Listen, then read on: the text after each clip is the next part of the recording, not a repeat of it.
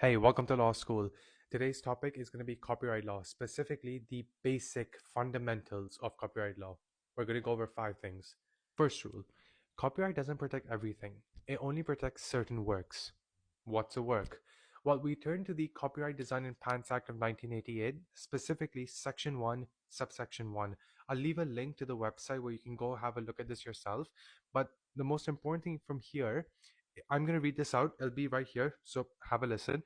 Copyright is a property right which subsists in accordance with this part in the following descriptions of work: original literary, dramatic, musical, or artistic work, sound recordings, films, or broadcasts, and the typographical arrangement of published editions. Now, this video will be too long if I go into each and every one and try and explain it, but there are two important things you need to understand. Literary, dramatic, musical, or artistic work, these are different things that, so if my work, if what I made falls into these things, it can be protected by copyright. And the second thing from this is the word original. It's really important your work is original. And I'll explain how a court would determine whether your work is original in a later video, but that's the first thing. Just as a quick example, very quickly, just in case you're confused, a literary work, for example, is like a book that you've written, or a document, or something you've written that is yours. That would fall under a literary work.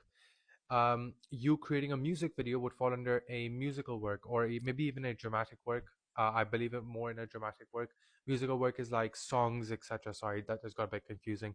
But yeah, the second rule you need to understand is that it protects the expression of an idea, not the idea itself. As an example, say we look at the Apple logo. If the people that came up with the Apple logo uh, only had it as an idea, like, oh, you know, would look good, like an apple look, like an actual apple with a bite taken out of it, but they never made anything of it. They didn't draw it or do anything. It was just an idea in their head. That can't be protected. The physical expression of said idea will mean that that can be protected by copyright as long as it falls within those works that I mentioned earlier. Cool. The third rule is that it protects from copying, right? What I think that's kind of self-explanatory. If you make a work, it should not be copied. So someone can't just take this video and use it however they want.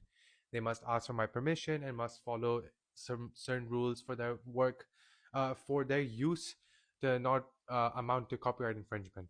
Again, something I'll explain later on. I'm sure you've heard of the term fair use and copyright infringement. We'll go over those in later videos.